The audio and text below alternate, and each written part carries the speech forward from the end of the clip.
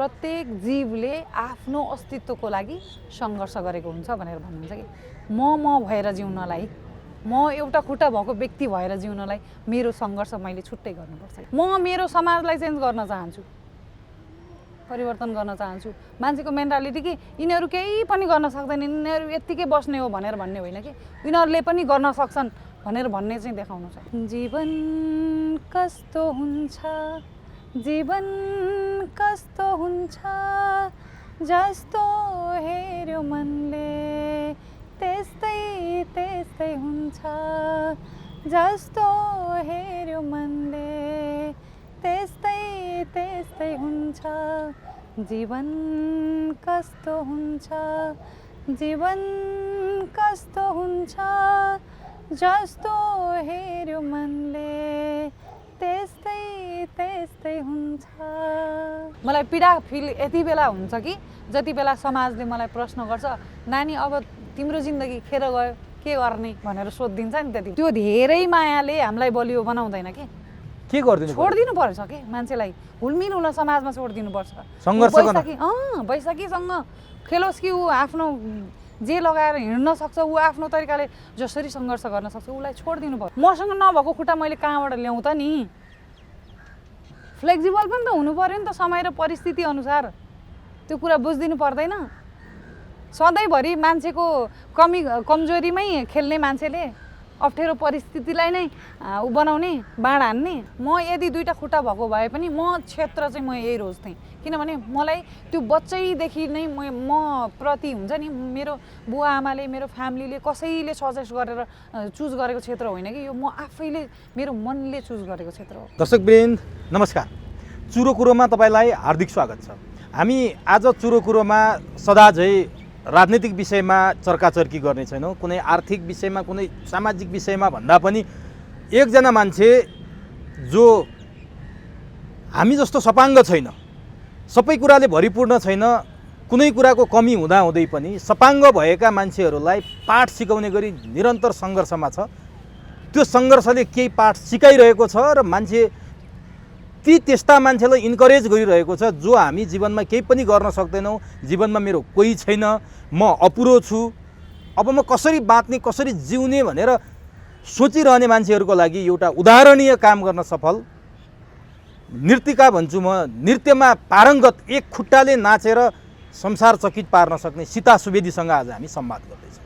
सीता सुवेदीले सानैमा बालकैमा आफ्नो एउटा खुट्टा गुमाए पनि उहाँले कहिले पनि खुट्टा गुमाएको महसुस न आफ्नो आमा बुवाले दिनुभयो न आफूले गर्नुभयो, किनभने उहाँले जे काम गरिरहनु भएको छ, दुईवटा खुट्टा हुनेहरू भन्दा पनि एउटा खुट्टा हुनेले त्यो काम गरेर देखाउनु भएको छ। उदाहरणीय पात्र बन्नुभएको छ सीता सुवेदी। त्यति मात्रै होइन, नृत्यका अलावा उहाँ सङ्गीतमा पनि स्नातकोत्तर गर्दै हुनुहुन्छ।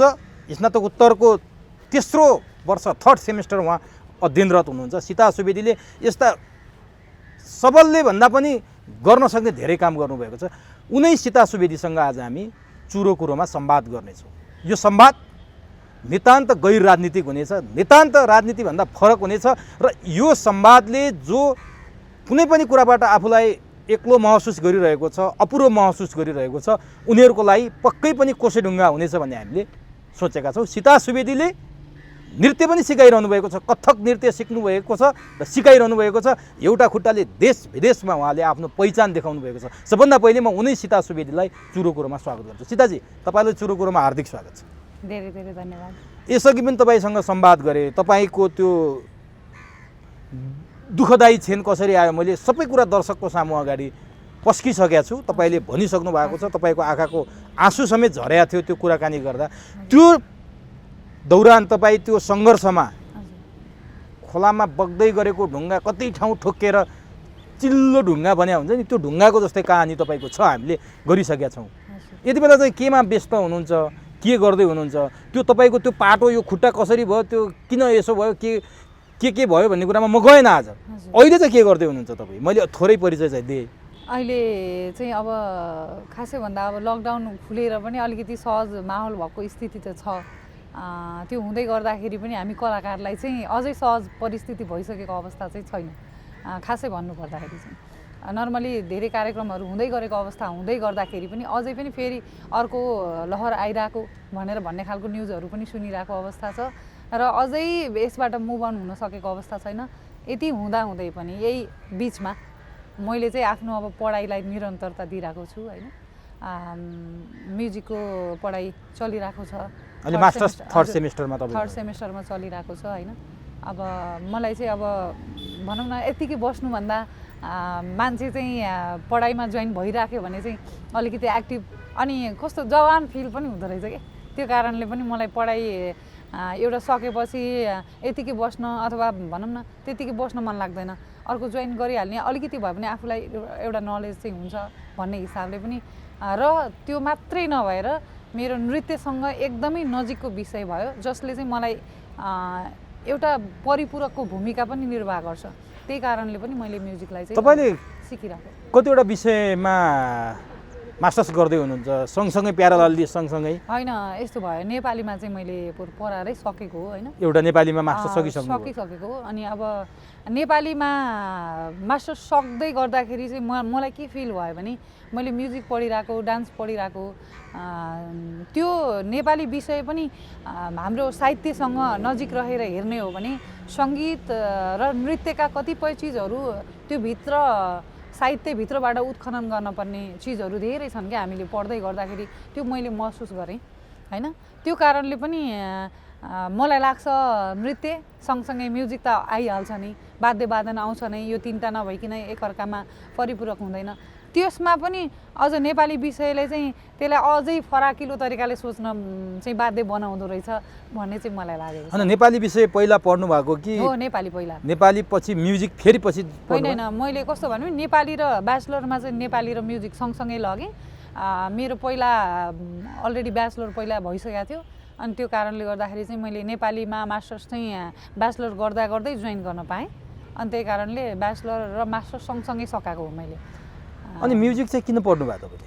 म्युजिक चाहिँ मलाई कस्तो फिल भयो भने हुन त म डान्स पढ्न नपाएको झोकमा चाहिँ मैले म्युजिक पढाएको हो क्या खासमा है। म एकदमै नृत्य गर्न चाहने सुरुदेखि नै। मैले जति बेला एसएलसी दिएँ त्यो मैले अगाडि पनि भनेको थिएँ होइन। एसएलसी दिँदा बित्तिकै म नृत्य सिक्न चाहन्थेँ, नृत्य सिक्ने मात्रै होइन त्यो एकाडेमिकल्ली नै अगाडि बढ्न चाहन्थेँ। तर नि ठिक छ तपाईँले पक्नु है, यो अझ यो कुरा चाहिँ गर्नै पर्ने भयो। तपाईँ एसएलसी दिँदा बित्तिकै तपाईँ नृत्य पढ्न चाहनुहुन्थ्यो? एकदम एकदम। त्यो नृत्य गर्नलाई नि सामान्यतया दुईवटा खुट्टा त हुनै पर्छ, त्यो तपाईँ चाहिँ असामान्य हो नि त, एउटा खुट्टाले तपाईँ नृत्य गर्ने। जुन कुरा असामान्य थियो नि, मान्छे त एउटा खुट्टा थियो तपाईँसँग, म अरू विषय पढ्छु, यो एउटा खुट्टालाई भार नहुने काम गर्छु भन्नेतिर ध्यान जानुपर्ने तपाईँको, म नाच्नै पर्छ भन्ने चाहिँ किन भयो तपाईँले? खै मलाई अब एकदम यो कसैले सजेस्ट गरेर अथवा कसैले केही भनेर भन्दा पनि मेरो यो मनैदेखि आएको चिज हो कि मलाई यही गर्न मन लाग्यो, मैले यही सिक्नुपर्छ भन्ने लाग्यो कि मलाई। तपाईँ कति वर्षमा आएर खुट्टा तपाईँले काट्नु पर्यो? मेरो 12-13 वर्ष हुँदाखेरि खुट्टा काटेको हो होइन। म 7 क्लास त पढ्दै थिएँ भर्खर अनि त्यस पछाडि उपचारको लगान नै लाग्यो मलाई 2 वर्ष 3 वर्ष अनि त्यसको उपचारको क्रम त लगभग 4-5 वर्ष त रहन्छ नै। त्यही बिचमा पनि मैले पढाइ चाहिँ छोडिनँ, मैले जोइन गरिहालेँ होइन।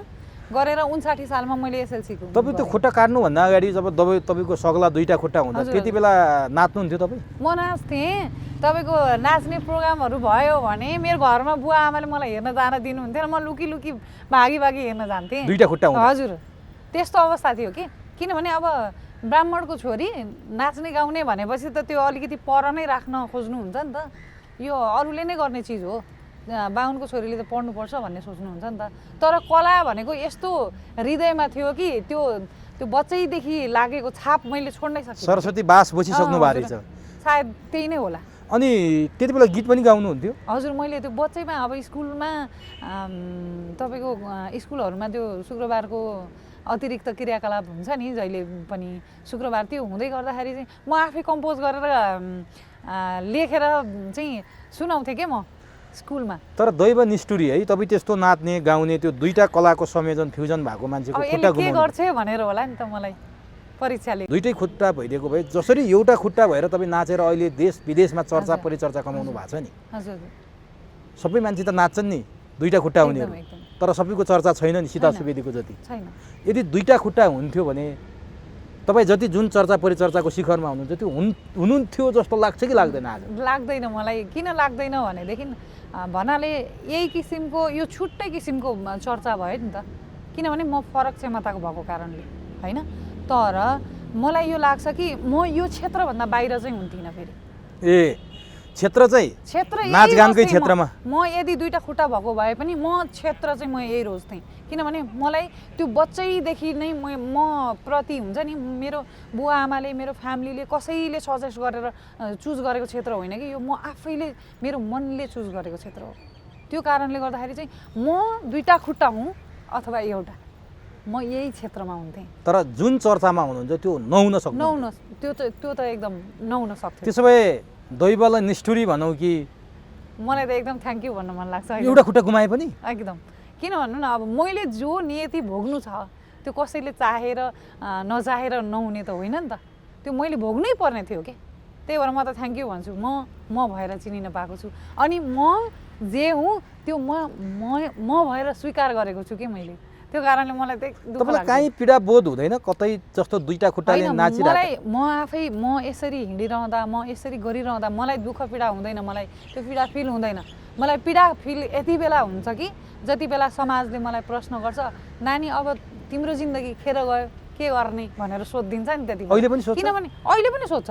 अहिले पनि म समाजमा हिँड्दै गर्दा भिज्दै गर्दाखेरि मैले अहिले त म त्यस्तो ठाडो प्रश्नको सामना गर्नुपर्छ भने म भन्दा नबुझेको अझै पनि कति हुनुहुन्छ नि त नपढेको तपाईँको हालतमा अरू मान्छे थुप्रै हुनुहुन्छ नि। कति हुनुहुन्छ घरबाट बाहिर ननिस्किनु भएको। त्यो अवस्थामा उहाँहरू कुन अवस्थामा हुनुहुन्छ होला, म अहिले सोचेर पनि मलाई मेरो आफ्नो काँडा उम्रिन्छ कि म आफैलाई चाहिँ। मलाई त प्रत्येकचोटि प्रत्येक दिन एउटा न एउटा प्रश्न मैले तर त्यही प्रश्नको सामना गरेर मैले भने नि बगरमा बग्दै गरेको ढुङ्गा कहिले यता ठोक्या छ कहिले उता ठोक्या छ कहिले टुक्रा टुक्रा पनि पर्ने अवस्था हुन्छ। यो सबै बेहोर्दै आउँदा नि हजुर तपाईँले त्यो फेस गर्ने क्षमता चाहिँ कहाँबाट आयो तपाईँलाई जस्तो हो? कतिपय मान्छे त खुट्टा यस्तो तपाईँको जस्तो हालतमा पुगेपछि बाहिरै निस्किन सक्दैनन्, समाजसँग घुलमिल हुनै सक्दैनन्। पढाइ लेखाइ तपाईँले गर्ने प्रस्तुति देश विदेशको घुमफिर्ता त्यो परको कुरा छ। तपाईँलाई चाहिँ त्यो तागत चाहिँ कहाँबाट? खै अब यस्तो हुँदो रहेछ। मलाई चाहिँ कस्तो लाग्छ भने गर्दै गएपछि मैले चाहिँ मलाई एकदमै असर गरेको एउटा चिज छ कि हाम्रो यो सोसियोलोजी पढ्दै गर्दाखेरि जसले सङ्घर्ष गर्छ नि उसको अस्तित्व हुन्छ भन्ने चिज के सोसियोलोजी पढ्दै गर्दाखेरि चाहिँ मैले ठ्याक्कै बिर्सेँ उहाँको नाम चाहिँ उहाँले भन्नुभएको छ कि प्रत्येक जीवले आफ्नो अस्तित्वको लागि सङ्घर्ष गरेको हुन्छ भनेर भन्नुहुन्छ कि म भएर जिउनलाई, म एउटा खुट्टा भएको व्यक्ति भएर जिउनलाई मेरो सङ्घर्ष मैले छुट्टै गर्नुपर्छ क्या। मैले त्यो सोचेँ कि त्यति बेलादेखि मैले आफूलाई त्यसरी नै मेन्टली प्रिपेयर गर्दै गएँ। अनि म जस्तो कि दुईटा खुट्टा हुने मान्छेले त संसारमा उसले पनि त सङ्घर्ष गर्नुपर्छ नि त। तर तपाईँले झन् बढी गर्नुपर्छ। मैले त्यसको ठ्याक्कै डबल गर्नुपर्छ, मैले त्यसरी सोध्छु कि। किनभने उसले त दुईटा खुट्टाले गर्ने हो नि त एउटै सङ्घर्ष। एकै ठाउँमा उभिनु पऱ्यो भने ऊ दुईटा खुट्टाले उभिन्छ, तर म एउटा खुट्टाले उभिनुपर्छ। उसले 2 घन्टा उभिन्छ भने म एउटा खुट्टाले उभिएको 4 घन्टा बराबर हुन्छ। म 4 घन्टा उभिनको लागि तयार हुनुपर्छ मेरो एउटा खुट्टामा। त्यो क्षमता कहाँबाट आयो म त्यो जान्न चाहन्छु। त्यो हृदय आफै बलियो बन्दै जाँदो रहेछ। त्यतिले पुग्छ? अब बनेको यसरी बनेको हो। म समाजसँग चाहिँ विद्रोह कसरी गर्न सक्नुभयो? समाजको प्रतिकार जस्तो अहिले पनि तपाईँमाथि ती प्रश्नहरू बर्सिन्छन्। त्यो दयाको भावले पनि त बर्सिया हुनसक्छ। तपाईँलाई दया चाहियो कि तपाईँलाई माया चाहियो? दया चाहिँ नगरिदिनुहोस् प्लिज, कसैलाई पनि दया गर्ने होइन। सक्नुहुन्छ भने माया गर्ने हो, अवसर दिने हो, सुझाव दिने हो, सल्लाह दिने हो, इन्करेज गर्ने हो के। तर हाम्रोमा इन्करेज एप्रिसिएसन भन्ने कुरा छैन कि। कसैलाई पनि प्रशंसा गरेर उसलाई अगाडि बढाउँ भन्ने छैन कि। जुन चिज कमजोर छ नि त्यो चिजमा यसरी हान्ने चलन छ कि। अहिले पनि तपाईँमाथि चोटै चोट छन्? त्यो प्रत्येक ठाउँमा भेटिन्छ। घर परिवारबाट? घर परिवारबाटै त सुरु भयो त सङ्घर्ष त। साथ छैन भनेको साथ दिनुहुन्छ, नदिने होइन। तर मैले विद्रोह गर्न त मैले घरबाटै सिकेँ नि त। मेरो बुवालाई म खुट्टा काटिसके पछाडि खुट्टा नलाइकन म आर्टिफिसियल खुट्टा पनि लगाउँछु होइन, त्यो नलगाइकन हिँड्दाखेरि बुवालाई एकदम गाह्रो महसुस हुने। म भएर निस्किनु पर्यो नि त, मलाई त मान्छेले चिन्नु पर्यो नि। एउटा खुट्टा भएको भए पनि आर्टिफिसियल लगाएर त म कति दिन बस्न सक्छु र? त्यो त बिग्रिन पनि सक्छ, त्यो त साइकल जस्तै हो, बाइक जस्तै हो, त्यो इक्विपमेन्ट त हो होइन। भनेदेखि म जे हुँ त्यो स्वीकार त मेरो परिवारले पनि त गर्नु पर्यो नि त। त्यो मेरो लागि मात्रै भनेको होइन कि, यो प्रत्येक परिवारमा म जस्तै व्यक्ति जो हुनुहुन्छ नि प्रत्येकको घरमा, त्यो व्यक्तिहरूको लागि पनि भनेको हो कि मैले। त्यो मेरो लागि मात्रै होइन, मेरो घरमा मात्रै होइन। बुवाले स्वीकार्नु भएन?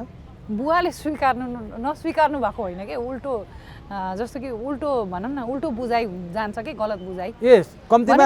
कम्तीमा पनि मेरो छोरी जस्तो छ त्यस्तै हिसाबले उसलाई सहज वातावरण बनाइदिउँ, सहज तरिकाले लिइदिउँ। त्यो 2 खुट्टा भएको छोरी थिएँ नि त म त होइन, तर उहाँलाई एउटा खुट्टा भएको उहाँलाई स्वीकार्न सक्नु भनेको उहाँलाई हर्ट भयो, एकदम उहाँलाई गाह्रो भयो उति बेला। अहिले त सहज छ एकदम मजाले। अहिले भन्नुहुन्छ कि मलाई, म घर जान्छु नि त, बुवाले अहिले पनि कहिलेकाहीँ म खुट्टा बिग्रेको बेलामा त बनाउनु पर्छ, मेन्टेनेन्स गर्नुपर्छ। त्यो बेलामा म बैशाखी टेकेर घर गएँ भने खुट्टा किन नलगाएर आएको, उहाँलाई अझै पनि चस्स हुन्छ कि, खुट्टा नभएको देख्न नचाहने कि उहाँले। गाह्रो हुन्छ कि, गाह्रो महसुस हुन्छ, माया लाग्छ होला, माया लाग्छ, धेरै मायाले हो नि त त्यो हुन त होइन। तर त्यो धेरै मायाले हामीलाई बलियो बनाउँदैन कि, के गरिदिनु छोडिदिनु पर्छ कि मान्छेलाई, हुलमिल हुन समाजमा छोडिदिनु पर्छ। बैशाखीसँग खेलोस् कि ऊ आफ्नो जे लगाएर हिँड्न सक्छ, ऊ आफ्नो तरिकाले जसरी सङ्घर्ष गर्न सक्छ उसलाई छोडिदिनु पर्यो। अहिले बुवा आमाले बुझ्नु भएको छ कुरा यो सबै? एकदम मजाले, सहज छ वातावरण, एकदम मजाले। दिदी बहिनी दाजुभाइ? बुवालाई अहिले के लाग्छ भने मैले जति बेला म 10 क्लास पास गरेर मैले बुवा आमालाई भनेको थिएँ नि त म कला क्षेत्रमा लाग्छु, मलाई यही पढाइदिनुहोस् भनेर भनेको थिएँ। अहिले बुवाले भन्नुहुन्छ कि तेरो यति लगाव छ भन्ने थाहा पाएको भए, त यति म्याच्योर छस्, त यही चिजलाई झुन्डिएर छोड्दिनस् भन्ने थाहा पाएको भए हामीले त्यही त पढाइदिन्थ्यौँ नि। के थाहा त नि, त्यो कमालो मन दुखेको घाउ छ होइन, के अरे रमाइलो गर्न मन लाग्यो होला, त्यही भएर रमाइलो गर्न खोजे होला भन्ने। तर तपाईँको त्यो प्यासन रहेछ होइन त, त्यो प्यासन हो, त्यो उहाँहरूले बुझ्नु भएन। अब कुरा गरौँ, तपाईँ एसएलसी पास गरेर तपाईँ नृत्य पढ्न चाहनुहुन्छ, के बाधा भयो तपाईँले? नृत्य किन पढ्न पाउनु भएन? तपाईँले कसले तपाईँलाई बाधा पुर्यायो, अथवा नियम कानुनले बाधा पुर्यायो? नियम कानुन इभन अहिले नै पनि, अब अहिले मात्र म आउँछु, तपाईँ एसएलसी पास गरिसकेपछि म ललित कलामै मैले भर्ना गरेको। तर त्यहाँ त नृत्य त थिएन? त्यहाँ थिएन, मैले म्युजिक, त्यही त म त्योभन्दा अगाडि हामीले अगाडिकोमा पनि कुरा गरिसकेका छौँ। म नारायणी कला मन्दिरमा डान्स सिक्न भनेर गएको, लगभग 1 महिना जति सिकेँ। 1 महिना जति सिकिसके पछाडि चाहिँ मलाई के भन्नुभयो भने, एउटा खुट्टा 2टा खुट्टा भएकोले त सिकेर केही गरेको छैन नानी, एउटा खुट्टाले सिकेर के गर्नु नआऊ भोलिदेखि भनिदिनु भयो। त्यो चोट मलाई यस्तरी लाग्यो कि म फेरि आँट गरेर म डान्स क्लासमा जान सकिनँ कि मैले। अनि त्यही चोट प्राइभेट डान्स क्लासमा त्यही चोट भुलाउनलाई मैले म्युजिक जोइन गरेको कि ललित कला क्याम्पसमा। अनि म्युजिक जोइन गरेर पढ्दै थिएँ, के अरे आइए भनौँ न, आइए पढ्दै थिएँ, आइएको इक्जाम दिएँ, राम्रोसँग पास भएँ। आइए सेकेन्ड इयर भर्ना गर्न गएको, फेरि अपाङ्गता भएको व्यक्तिलाई त्यो परिचय पत्रले मात्रै हुँदैन भनेर मलाई सेकेन्ड इयर भर्ना गर्नै दिनु भएन, मैले पढ्नै पाइनँ, छोडिदिएँ मैले। त्यसमा ललित कलामा त्यो बाटो पनि बन्द भयो? त्यो बाटो पनि बन्द भयो। त्यो बाटो बन्द भइसकेपछि मैले काम गर्न थालेँ। 7-8 वर्ष मैले काम गरेँ। केमा काम गर्नु? मैले ट्राभल एजेन्सीमा काम गरेँ 8 वर्षसम्म। त्यसमा पनि मैले धेरै चिजहरू झेलेँ। बसेर गर्नुपर्ने काम, बसेर गर्ने काम, मजाले सिटमा बसेर गर्ने। त्यही पनि कस्तो चिज मैले झेलेँ भने, जागिर खान थालेँ, खाइसके पछाडि जहाँ पनि मेरो यही खुट्टा आउँथ्यो कि बिचमा, कि मलाई चोट त्यति बेला लाग्छ कि जति बेला पनि तिमीले अगाडि किन बढ्नु पर्यो, तिमी जबकि त्यो चिज मान्छेले माइन्डले गर्ने चिजहरू हो नि त। कतिपय चिजहरू भनेको कम्प्युटरमा खेल्ने चिजहरू भनेको, अनलाइनबाट गर्ने चिजहरू भनेको त माइन्डले गर्ने चिज हो नि। मान्छेले ल्याउँथ्यो कि तिमीलाई किन अगाडि बढ्नु पर्यो, खुट्टा नभएको मान्छे भन्नुहुन्थ्यो क्या मलाई। अनि मैले त्यो अफिसै छोडिदिएँ कि, त्यो छोडिदिएर मैले 4 दिनको ट्रेनिङ लिएर अनि म फेरि इन्टरनेसनल, त्योभन्दा माथिल्लो लेभलको ट्रेनिङ लिएर म अर्को अफिस चेन्ज गरेँ। मलाई चाहिँ त अगाडि बढ्न सक्दिनस् भनेर जसले भन्छ नि, त्यो मान्छेलाई म छोडिदिन्छु के। मेरो चाहिँ त्यो भनेको त्यो घमण्ड गरेको, त्यो तपाईँको सिद्धान्त? मेरो सिद्धान्त हो। मलाई अगाडि बढ्न जसले रोक्छ नि, म छोडिदिन्छु क्या।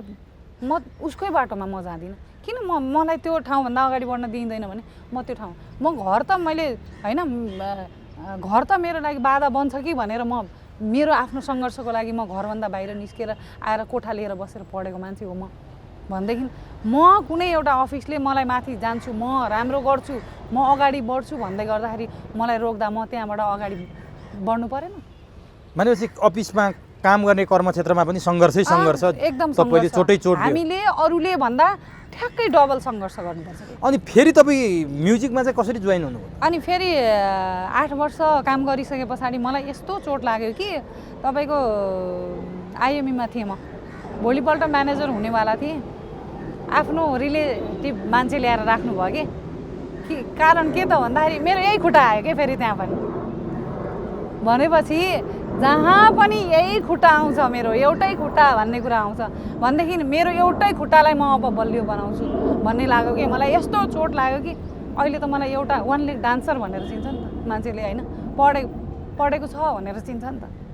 त्यो छोडेपछि मैले 2टा मास्टर डिग्री गरेँ। अर्को तयारीमा हुनु?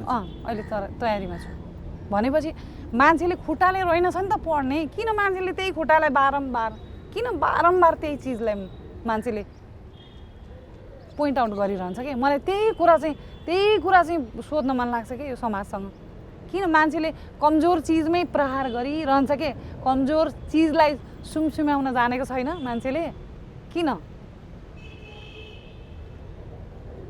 मलाई त त्यही लाग्छ कि।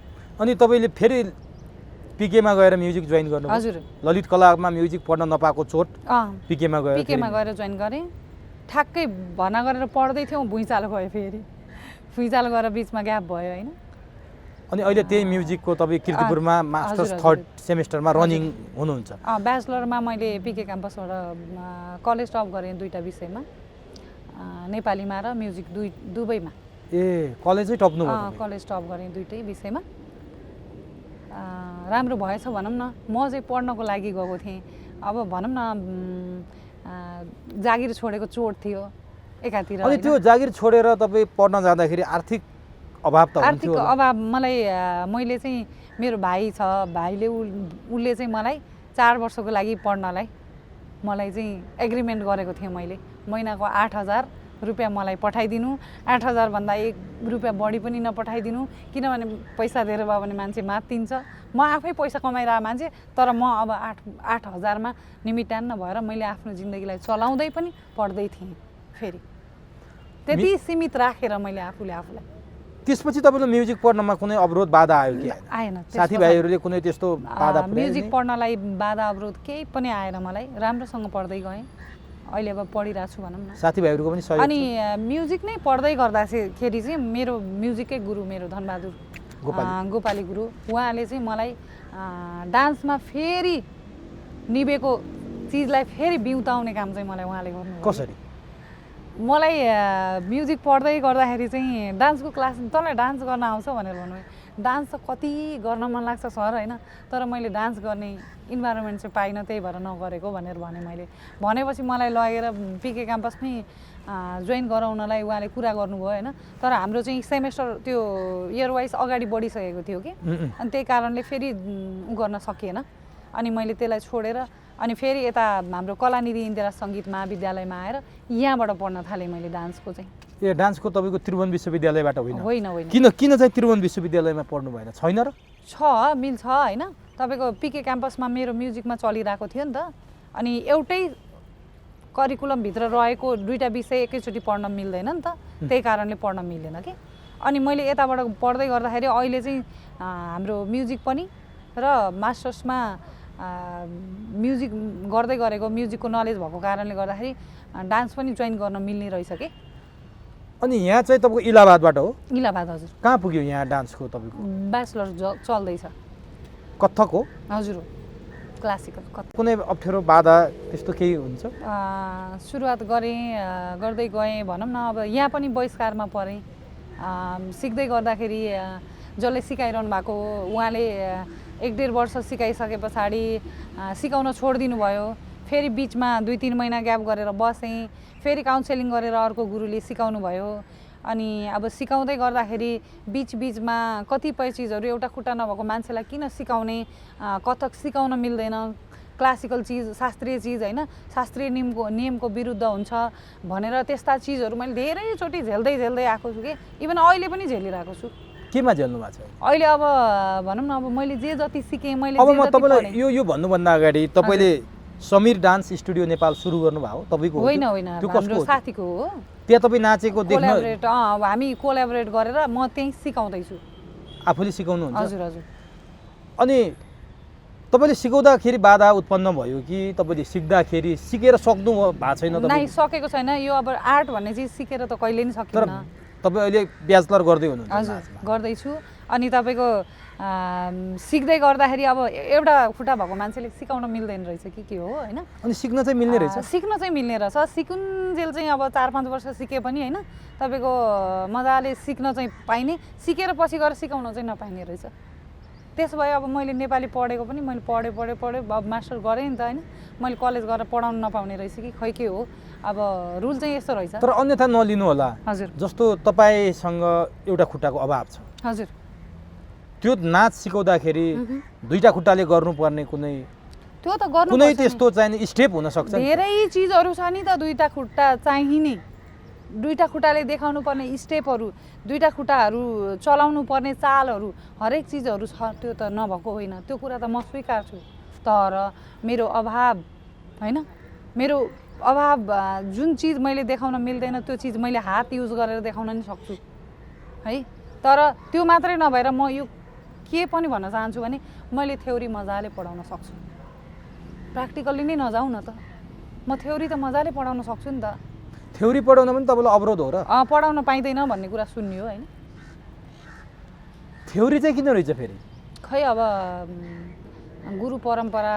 अनि तपाईँले यो प्रश्न तपाईँको गुरुलाई सोध्नु भएन? मैले उहाँसँग पर्मिसन लिएरै सिकाउन थालेको हो, तर अब उहाँलाई के चित्त बुझाइ भएन मलाई थाहा छैन। त्यसो भए तर अहिले पछिल्लो समय आएर सिकाउन पाइँदैन यस्तो गर्ने भनेर भन्दै हिँडेको सुन्न पाइन्छ। त्यसो भए खुकुरी भन्दा कर्द लाग्ने भन्छन् नि, तपाईँ गुरुभन्दा बढी जान्ने भएर भन्दा पनि मैले सिकेको कुरा त मैले सिकाउन पाइनँ भने मैले निखार्न पाइनँ नि त, मलाई चाहिँ त्यो लाग्छ है।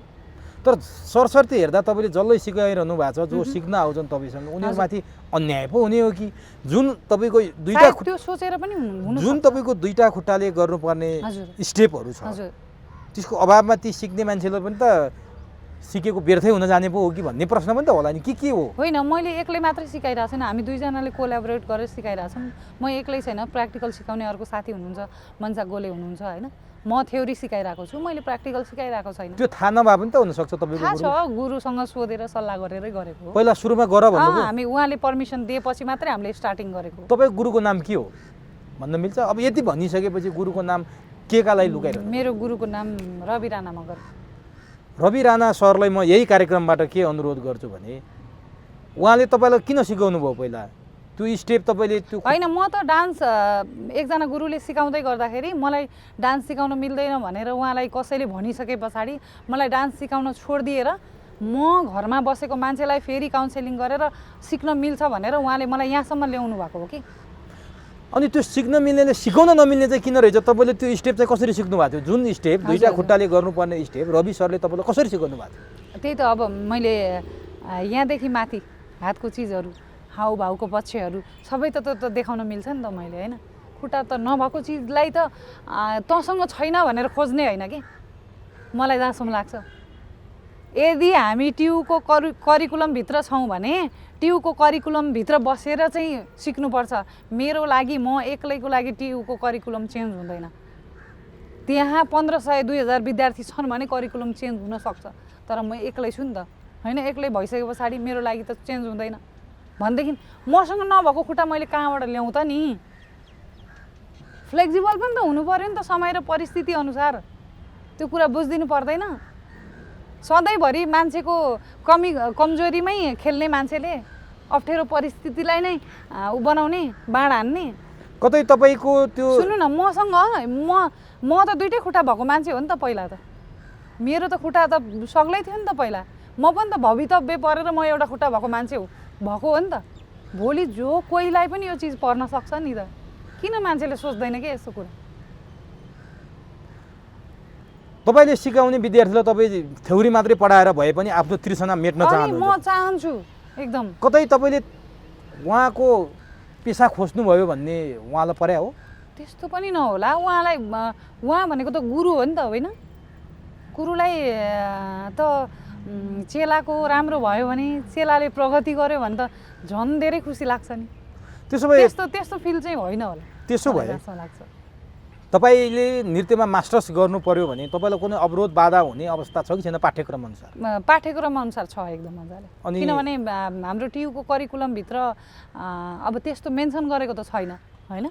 टियुको करिकुलमले एउटा खुट्टा भएको मान्छेलाई नाच्न नमिल्ने भनेर त त्यो लेखेको त तर छैन। तपाईँलाई म एउटा प्रश्न सोधौँ। हजुर।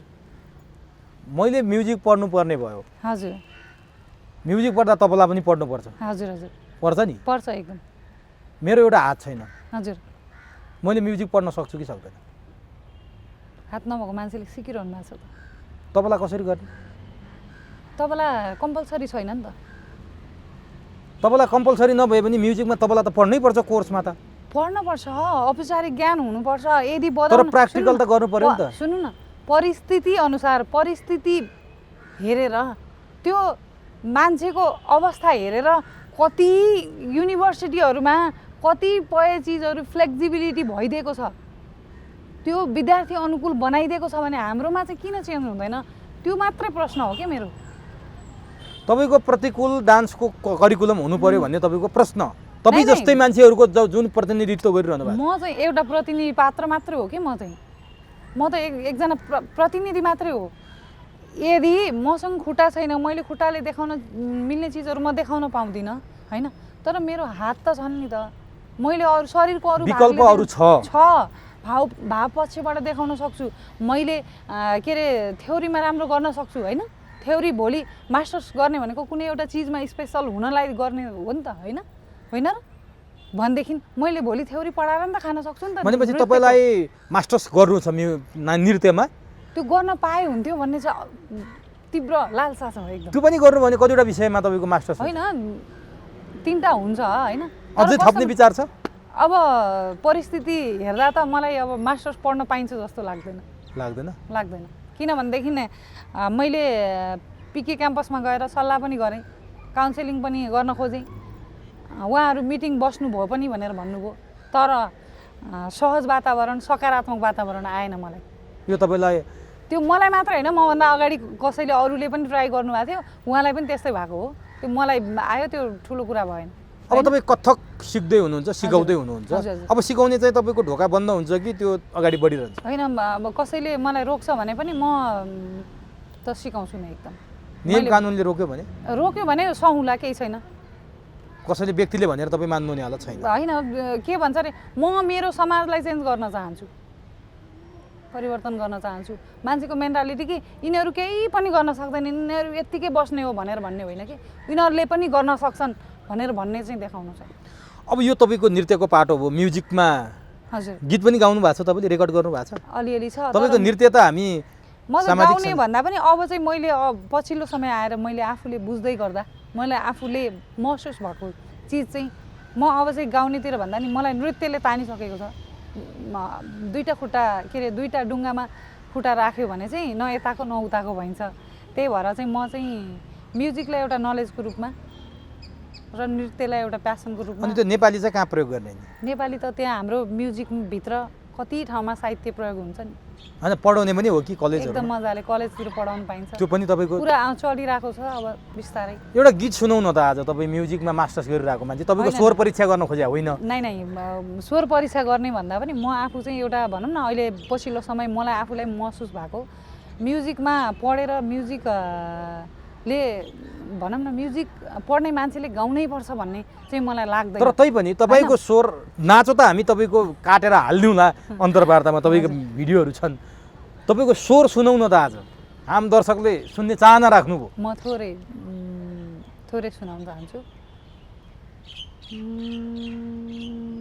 मेरो आफ्नै शब्दमा हाम्रो मदन गोपालजीको सङ्गीत छ, थोरै गुनगुनाउन चाहन्छु।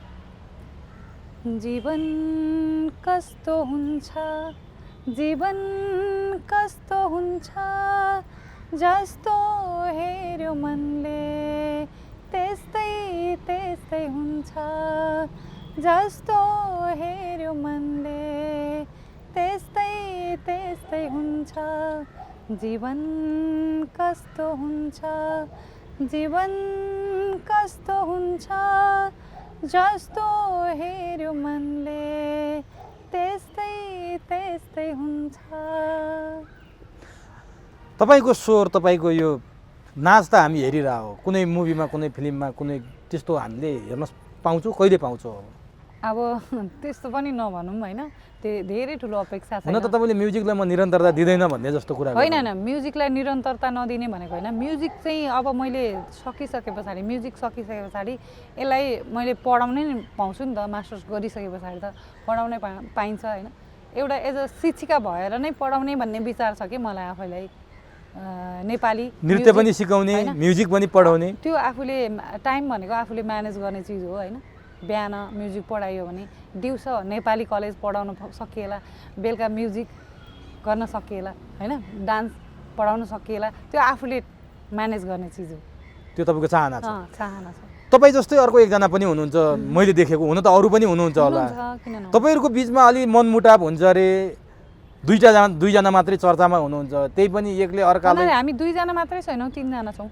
तर देखे मैले चाहिँ रोमा न्यौपाने र तपाईँलाई अर्को को हुनुहुन्छ हाम्रो निलम ढुङ्गाना हुनुहुन्छ नि अनि त्यो तपाईँहरूको बिचमा मेल हुँदैन र एउटाले अर्कोको खुट्टा तान्ने हामी तीनजना मजाले गफ गर्छौँ राम्रो छ सम्बन्ध सबैको मजाले अब कोही प्रोग्राममा गइरहेछ भने कहाँ कसरी किन जाँदै हुनुहुन्छ कता जाँदै हुनुहुन्छ सल्लाह भइरहेको हुन्छ त्यस्तो छैन। तपाईँहरूमा सबभन्दा सिनियर रोमा न्यौपाने हो सबैभन्दा सिनियर रोमा न्यौपाने त्यस पछाडि निलम ढुङ्गाना उहाँले गरेको कुरा उहाँ हुँदो रहेछ भन्ने उहाँबाट नि केही सिकेर तपाईँ यो क्षेत्रमा आउनुभयो हो कि त्यो थाहा थियो कि थिएन तपाईँलाई? म चाहिँ होइन यस्तो छ रोमा न्यौपानेजीलाई चाहिँ मैले पर्सनल्ली म यहाँ डान्समा करियर वाइज हिसाबले स्टार्टिङ गर्ने भन्दा अगाडिदेखि नै उहाँसँगै नै थिएँ भनौँ न नर्मली म आफू चाहिँ म भित्रै इन्सपायर चाहिँ म अरू कसैबाट थिएँ को हो त्यो म चाहिँ खासमा हाम्रो सुदामा चन्द्रन इन्डियाको सुदामा चन्द्रन जसले चाहिँ एउटा खुट्टामा चाहिँ भरतनाट्यम क्लासिकल डान्स गर्नुभएको म चाहिँ त्यस्तो चिज जुन चाहिँ एकाडेमिकल्ली थियो कि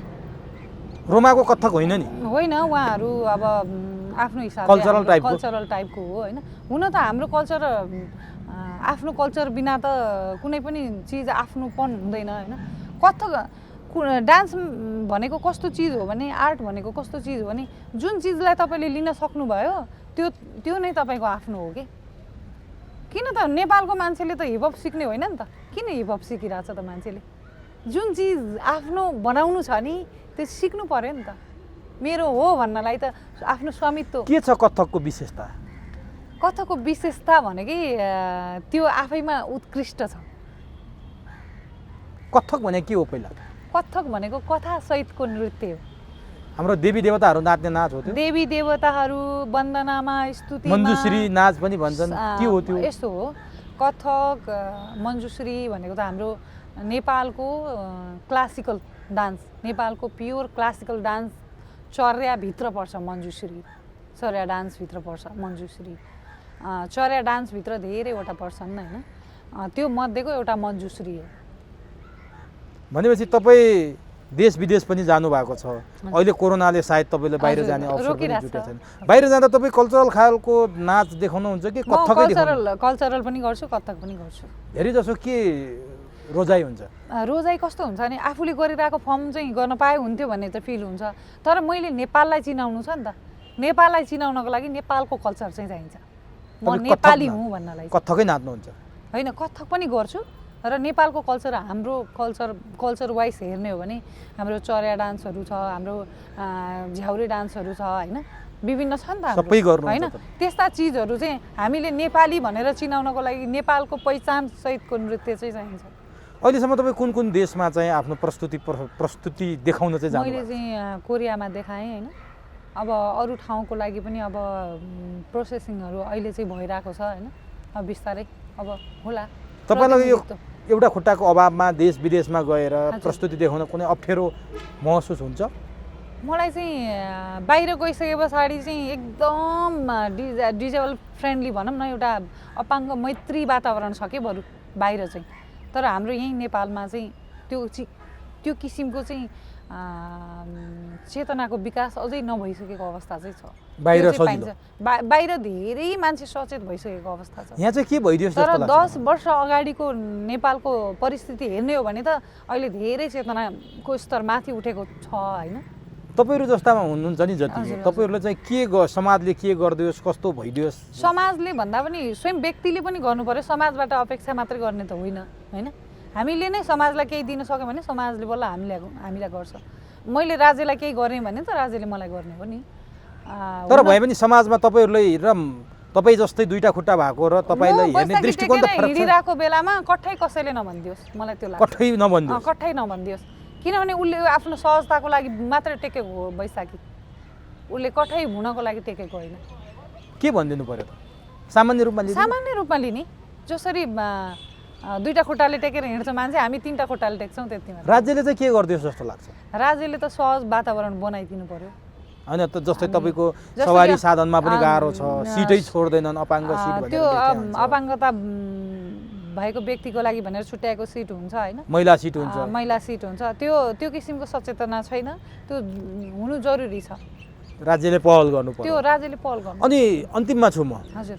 तपाई जस्तै यस्तै अवस्थामा त धेरै हुनुहुन्छ होला 77 जिल्लामा देशैभरि। हुनुहुन्छ नि। यो पछिल्लो समय हाम्रो म त अब भवितव्य भनौँ न एउटा रोग लागेर भएँ। कति त घरमै भएर आउनुभएको हुन्छ। कोही अब भनौँ न नेचुरली भएर आउनुहुन्छ। अनि तपाईँको त्योभन्दा पनि बाहेक हाम्रो चाहिँ यो 72 सालको भूकम्पले चाहिँ धेरैजना हुनुभएको छ कि। त्यो अब जस्तो सुकै परिस्थिति भए पनि एउटा खुट्टा नहुनु भनेको जिन्दगी सकिनु होइन। जिन्दगी चाहिँ अझै राम्रो तरिकाले नै अगाडि बढाउन सकिन्छ भन्छु म चाहिँ। अनि उहाँहरू जो अलमल्लिएर केही गर्न सक्दैन भनेर घरको दैलोभित्र बसिरहनु भएको छ, बाहिर पनि ननिस्किएर, उहाँहरू के भन्न चाहनुहुन्छ हाम्रो कार्यक्रम मार्फत? त्यस्तो होइन। खासमा अब यस्तो हुन्छ त्यही कुरा पनि समाजलाई त थाहा हुँदैन नि त। त्यो कुरा त घरभित्रै हुन्छ नि त। घरभित्रबाट बाहिर निस्किनु पर्यो। घरको मान्छेले सङ्घर्ष गर्न सक्नु पर्यो। सहज वातावरण बनाइदिनु पर्यो घरको मान्छेले सबभन्दा पहिला। घरबाट ऊ बाहिर निस्किन सिक्यो भने समाजमा बिस्तारै घुलमिल हुन थाल्छ। समाजले एक्सेप्ट गर्छ अनि त्यसपछि बल्ल ऊ राज्य समक्ष पुग्छ नि त। त्यो इन्भाइरोमेन्ट चाहिँ घरले मिलाइदिनु पर्यो। अन्तिममा हाम्रो कार्यक्रम चुरोकुरो हेरेर बसिरहनुभएका देश विदेशमा छरिनुभएका कतिपय तपाईँ जस्तै यो साहसी महिलाको रूपमा देखिन चाहनुहुने अथवा कति मैले अघि भने दैलोभित्र बसिरहनुभएका यो कार्यक्रम हेरिरहनुभएका समग्र सम्पूर्ण दर्शकहरूलाई चाहिँ के भन्न चाहनुहुन्छ? मैले सोध्न छुटाएका केही महत्त्वपूर्ण कुरा पनि हुन सक्छन्, तपाईँ चाहिँ के भन्न चाहनुहुन्छ? त्यस्तो भन्दा पनि अब धेरै एकदम चुरोकुरो टिभी टिमलाई धेरै धन्यवाद दिन चाहन्छु, विशेष गरी तपाईँलाई। र यो कार्यक्रम हेरिरहनु हुने देश विदेश अब नेपालमै होइन सबैले जतिले हेर्नु भएको छ, खासमा हामीलाई चाहिँ अवसर पनि चाहिने हो होइन। हामीलाई सहज एकदम के सरल रूपमा लिइदिनुहोस्। जस्तो छ परिस्थिति अब बाहिर विदेशमा मान्छेहरूले जस्तो छ त्यस्तै रूपमा स्वीकार गर्छन् कि त्यो स्वीकार गरिदिनुहोस्। सहज रूपमा लिइदिनुहोस् भन्छु म चाहिँ। त्यही नै हो। असामान्य रूपमा नलिनु। असामान्य परिस्थिति होइन नि त। अनि तपाईँको त जीविकोपार्जन पनि त होला नि, तपाईँ काम गर्नु भएको छ छैन अथवा कसरी त्यो तपाईँको अहिले अब भनौँ न यही चिजहरूबाट हल्का बिस्तारै कमाउँदैछु। तपाईँको विदेशी प्रोग्रामहरू पनि बन्द छन् यति बेला। अहिले त जागिर पनि केही छैन तपाईँको। हजुर। घर परिवारबाटै हेरिरहनु भएको छ? नै अहिले अब यसो अब म्युजिकहरू पढाउँछु होइन, अनलाइनबाट क्लास लिइरहेको छु। असहज छैन? सहजै छ एकदम। हस्, समय दिनुभयो। यसअघि पनि एकपटक तपाईँसँग कुरा गर्ने अवसर जुटेको थियो। हजुर। यो पटक पनि समय दिनुभयो। समय र संवादका लागि तपाईँले आफ्ना महत्त्वपूर्ण भनाइहरू राख्नुभयो, यसका लागि हार्दिक धन्यवाद। एकदम धेरै धन्यवाद हजुरलाई पनि। हस्।